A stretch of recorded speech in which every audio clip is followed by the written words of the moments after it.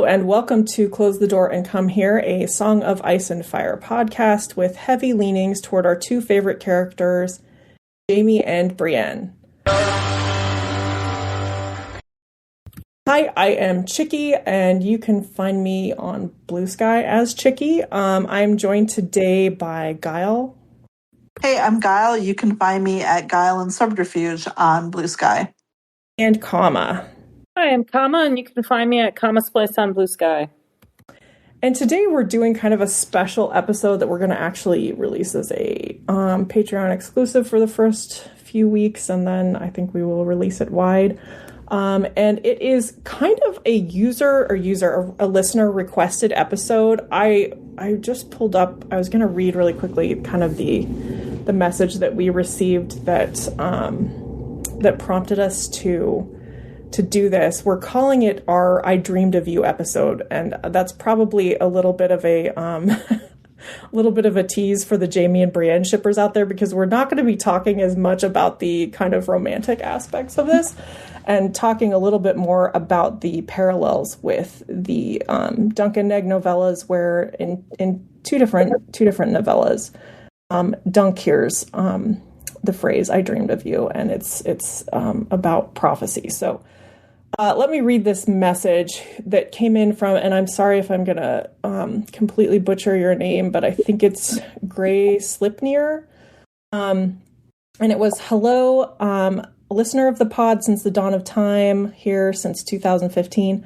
Would you guys be interested in discussing the parallels of I Dreamed of You between Dunk and the Targs, and then in quotation marks we have Daeron and Daemon, and Jaime and Brienne, as in the tragedy for the Targaryens and likely tragedy for the Lannisters? Thanks for the pod. And thank you for the inspiration. We kind of were intrigued by this idea, and so we decided to take an episode and talk about it a little bit, because it is something we haven't really talked much about. We definitely talk about Jaime's dream in A Storm of Sword, and when he says, "I dreamed of you" to Brienne, and how romantic we all find that to be, which I think it absolutely is, but kind of laced over that is something we've been discussing lately with all of our Dunk and Egg episodes, which is that Dunk hears "I dreamed of you" a couple of different times in reference to prophetic dreams. So let me just begin by saying this is just something I'm doing with every special episode now, and I put out a poll on Tumblr, as one does, as I do, I guess. And I basically just asked people. So let me begin this by saying, in my slight bit of research for this episode, and I don't know if you guys knew this, I found, thanks to, and let me just drop in a little plug here for A Search of Ice and Fire. I think it's .com, which is a really great tool that a fan built a long time ago, at least like maybe 10 years ago, where you can search the entire text of the greater A Song of Ice and Fire universe. And I just plugged in "I Dreamed of You" to see what came up, how often it actually is used. And what is funny is that it is used by 4 different characters throughout the wider A Song of Ice and Fire universe. And those characters are as follows.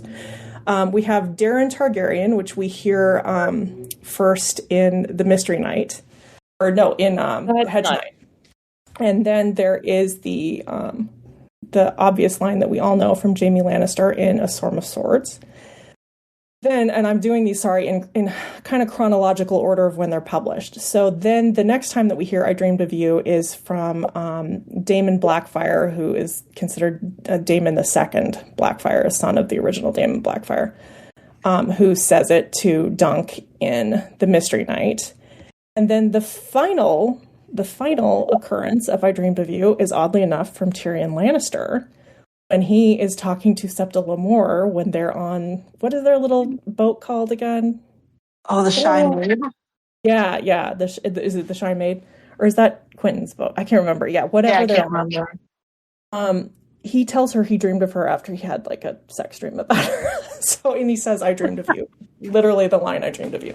So what I realized was there are 4 characters that use this, and 2 of them are Targaryens, which I consider Daemon Blackfyre to be a Targaryen, and 2 of them are Lannisters, which is really funny. So I put out a poll, and I just said, is George deliberately drawing a connection between the Lannisters and Targaryens with the use of this phrase? And I just put options of like yes, no, sort of, and then I had an option for Tyrion as an outlier. I had an option for Lemore as an outlier, and then I had an option for the parallel is for the people who are being dreamt of and not the dreamers, in that the people who hear this phrase are Dunk and Brienne, who we know, because George has confirmed, are related. And so by far the winning option with 39% in this poll that I put out on Tumblr was that the parallel with all of these is about the people who are being dreamt of, that the parallel is the fact that Dunk hears this phrase and then Brienne hears this phrase, and that's kind of the significance of it. But as you might have heard from our initial message, Grace Lipner is saying, something that I said offhandedly in an earlier episode on one of the Dunk and Egg episodes, which is we hear these dreams where Dunk and Brienne are dreamed of, in which the dreamers dream about some of the destruction of their house, basically. So that is kind of what we're here to discuss today. First of all, let me just ask you two, what is your gut instinct? Is I Dreamed of You more about Dunk and Brienne hearing this phrase, or is it about the people who are doing the dreaming? Discuss. I mean, gosh.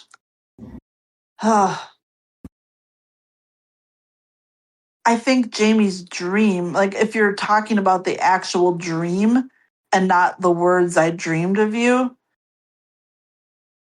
I feel like it's more about like Jaime and Daemon and Darren than it is about Brienne or Dunk. Cause yeah. That's kind of how I feel about it, is I feel like it's, more about the people who are dreaming, but then at the same time we do have kind of high destiny characters in Dunk and Brienne, or so we think, definitely in Dunk, and seems to be with Brienne. Kama, do you have any thoughts about, is the significance more about who gets to hear it or who says it? So I would have initially thought it's about the person saying it, but it's interesting, like this idea that, that the dreamer and the subject of the dream are tied together, right? And that there is this connection. And it's not quite a parallel, because when Darren says it, he's talking about being killed by Dunk, right? Yeah. Versus, Jaime's dream about Brienne, in which she's a savior, right? Kind of figure. Mm-hmm. I don't know. Yeah, I mean, I think Darren thinks it's going to be his death, but I think kind of in retrospect, it looks like he was talking about Baelor dying in his dream. Yet again, another dreamer not understanding what their dream exactly meant. But yeah, for me, I do think it's honestly more about... Honestly, I think it's more about the dream. I feel like I feel like George is reusing the phrase "I dreamed of you" to kind of draw attention to the prophetic nature of the dream more than it maybe is really about either. And I mean, Jaime says it, like, I'm sorry, but he's also absolutely saying it for the romantic value of that. Like he wants us to think that it's a George wants us to think that this is also romantic. Like he's right. playing with that in a way that he's not when Darren and Daemon talk about it. Although it does seem a little romantic when Daemon is talking about it. There definitely is an overtone of there's a romantic way that he puts it. Let me grab it. I have somewhere the way that he phrases it, and it's very much just like, I don't know. It seems to me that Daemon is trying to put this in like a double entendre kind of way. Mm-hmm. He definitely did have this dream because he's already talked about it before he even meets Dunk, that he's dreamt about, this dream of the dragon egg hatching and about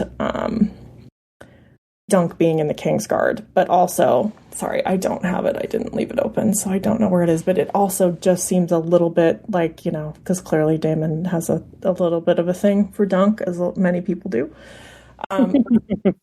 And And so we have a couple of these dreams where there definitely is the double meaning, and like there's no question that's what Jamie's doing. To me, he definitely wants it to sound like that. Yeah. You know, whether he's aware of how much he actually sincerely means it romantically or not, he wants it to sound that way.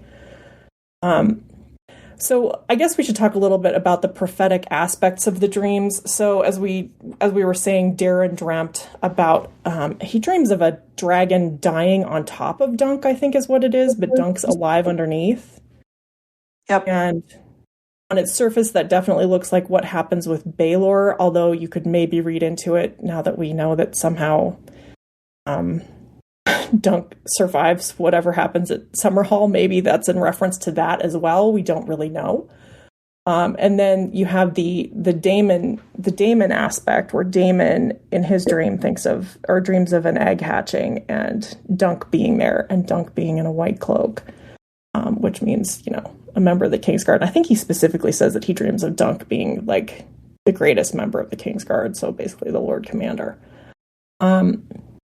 So there are some definite prophetic aspects there, because we know that Dunk will be the Lord Commander of the Kingsguard, and we know that, you know, Baelor died and or Egg dies, like either one, there's definitely a prophetic aspect, truly prophetic, to what Daemon dreamt of. And then we know with Jaime that there are some prophetic aspects to his dream.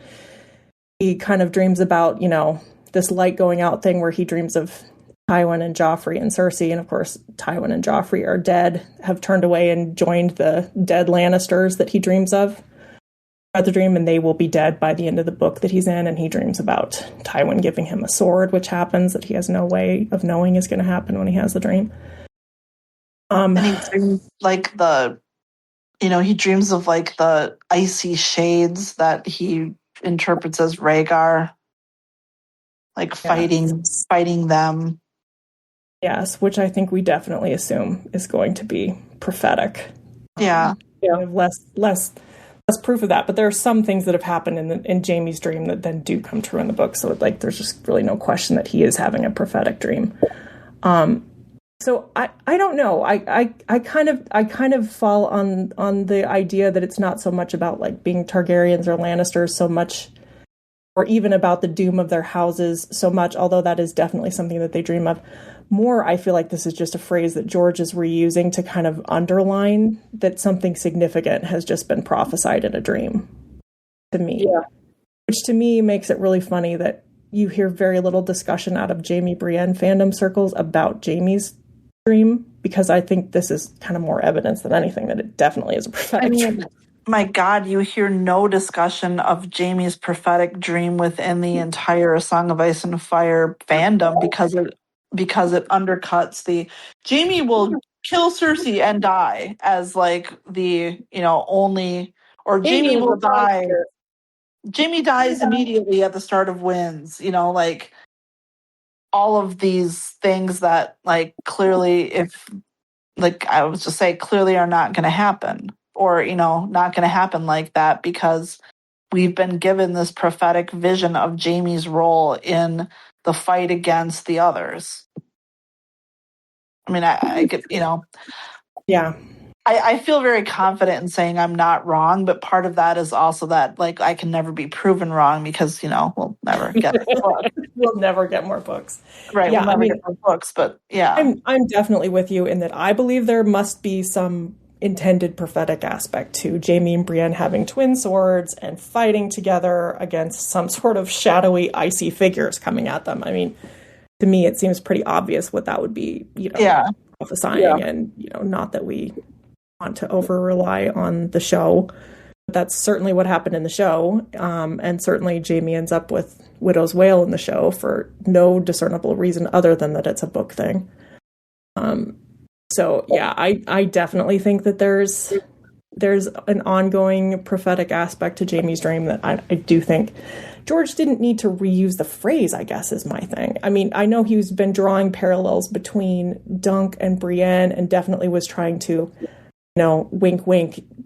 By the way, Brienne is a descendant of Dunk. Yeah. He's been trying to do that, you know, throughout the books without saying it, which he finally ended up just having to confirm it in on a panel, I think, or something. And especially given, you know, like given the publication order of where we see it too, like it's in his Jaime Brienne phase that that happened. Yes, exactly that. Well, and kind of the order that it goes in with first, it's Darren saying it to Dunk, and we've kind of discussed when George might have been writing that first Dunk and Egg novella, The Hedge Knight. Probably, I mean, it was definitely while he was writing A Clash of Kings, and there's a little bit of a chicken and egg about who comes first. Is it Dunk or Brienne that he came up with first? We don't really know. But we do know that he publishes The Hedge Knight with this line, and then the next thing that he publishes is A Storm of Swords, and it has the line, and it's Jaime saying it to Brienne. I mean, maybe it is about the recipient and not the. I mean, you're making a strong case that it's about Dunk and Brienne, and Tyrion is a callback to it.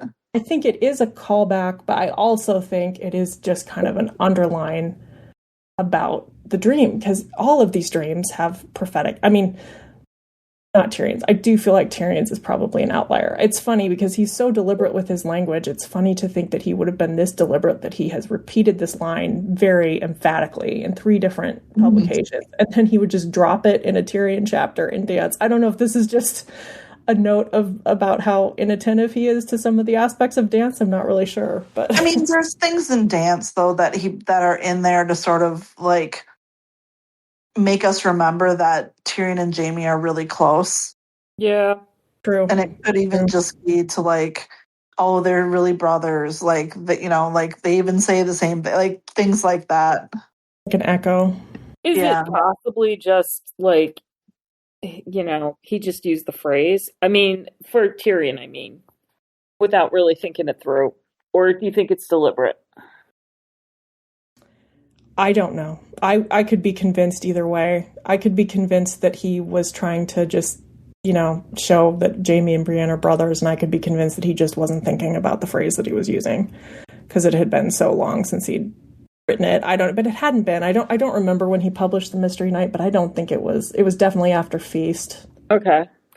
So, and I don't know.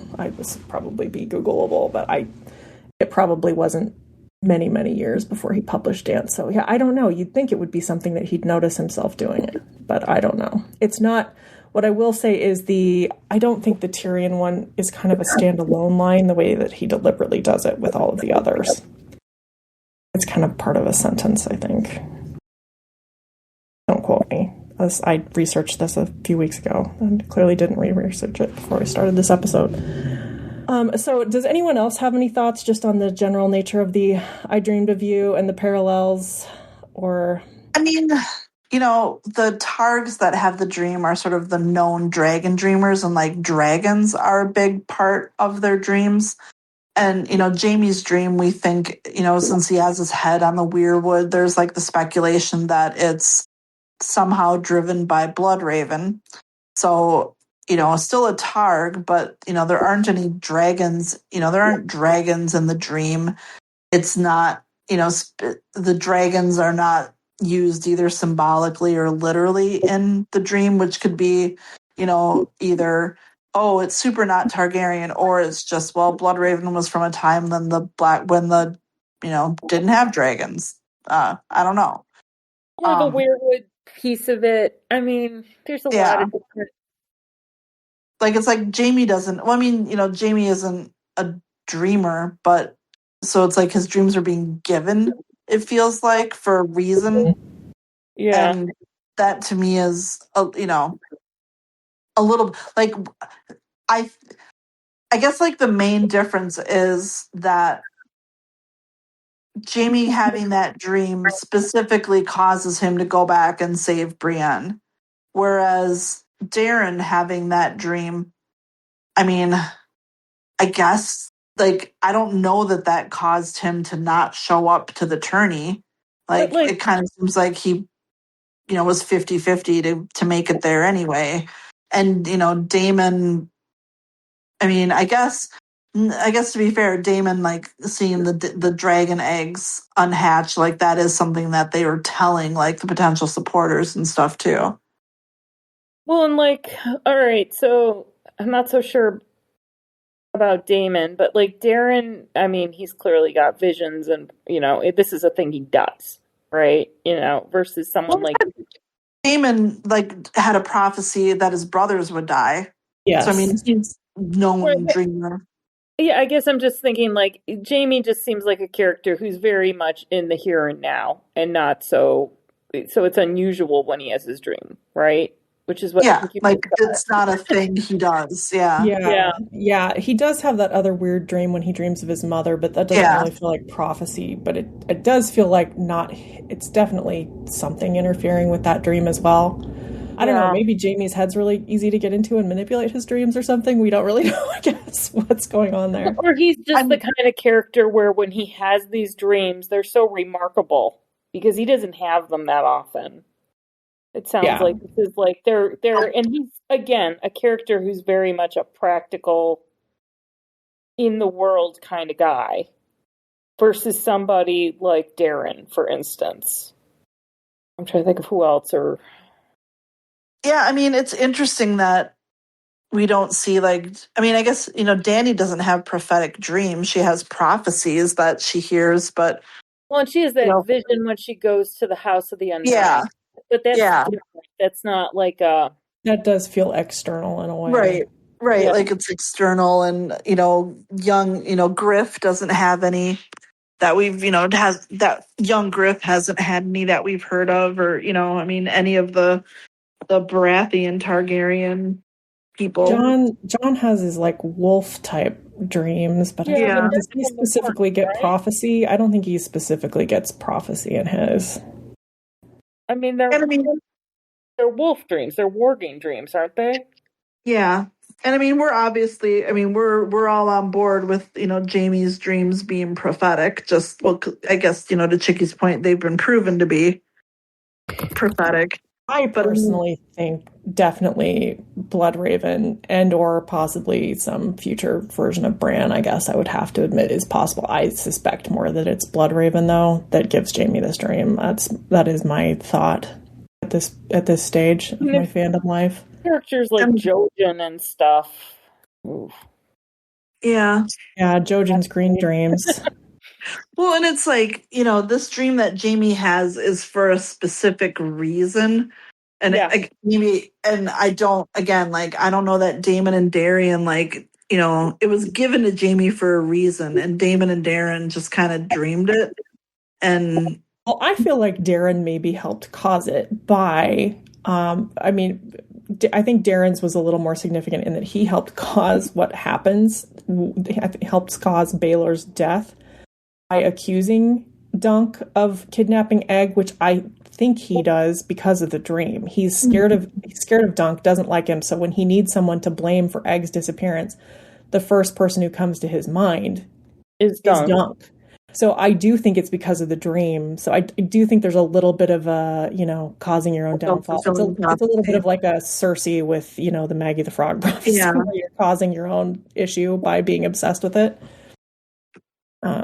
Whereas Jamie's just seems like extremely like specifically targeted, Yeah, Jamie's is pretty although there's some stuff in there that doesn't need to be there. I mean, like the thing about the sword coming from Tywin and like does it serve any purpose for him to see that Tywin and Joffrey turn and leave first and then Cersei turns away? I mean, for his personal story, yes, but what it serves with Bloodraven, I don't really know. But who knows? Who knows what George is going to do with it? I definitely think it's Bloodraven. I'm more likely to think it's Bloodraven than some future Bran or whatever. I don't even get into all the future Bran theories that people have now. I can't even. And we think the reason is right because we think Brienne has some, Brienne needs to be saved to play her part in the war against the others, right? Like, is that? I think so. I think Brienne. That's what I've always thought. Yeah. Yeah, I think Brienne exists for a reason. I think she gets such a heroic introduction for a reason, and yeah, I think he's going to do something with her in the end game. I don't know what it is. And she has that Targaryen blood that was revealed, which, again, might mean, I don't know if she does some shit with dragons or, who knows what she does. But I mean, he's kind of given her the background the background to be do anything. Yeah, I mean, and there's such a shape of lore and myth around Brienne, even in her own chapters, where there's like the comparisons to Galadon of Morn and stuff. I think there's just kind of a mythic hero vibe to her story, I feel like. I mean, obviously we'll never actually know, but I think that was what was going to happen. Like, why didn't she get to kill the Night King in the show? Like, I don't know. I don't know the answer. It's just silly that it was anybody but John, honestly, at that point. Stupid misogyny, but, Yeah, well, I don't know. go ahead. No, go ahead. I was just, like, it's so interesting that he has that "I dreamed of you" line, but I guess Brienne, I kind of forgot that Brienne's a Targaryen somewhere, so then it does come to like, oh, these are all like... Maybe a Targaryen. Possibly. Yeah. Possibly a Targaryen. And, was this written when, he was playing around with maybe Jaime being a Targaryen? Like, everyone's a Targaryen. You're a Targaryen, and you're a Targaryen. Yeah, I don't know. And there's also an element with George, and I do think this is something that he does, where he just kind of throws in things that seem like lore, and then he kind of waits to see how he might use them. So I don't know. If we were to see for future books and we saw "And I Dreamed of You" thrown in, maybe we would see where he might be going with this, or is it just like an emphatic thing to just be like, hey, pay attention to this? I mean, we did a John chapter recently where Melisandre was talking. It's sort of like, did he miss an opportunity by not having Melisandre see Brienne? Because I feel like we've built her into, there's like these ingredients for her to be a big part of this. And, why isn't Mel seeing her? And that would be like an interesting little... and it would have been an interesting little nugget to have in there at some point that might not have meant, anything to Mel at that time, but,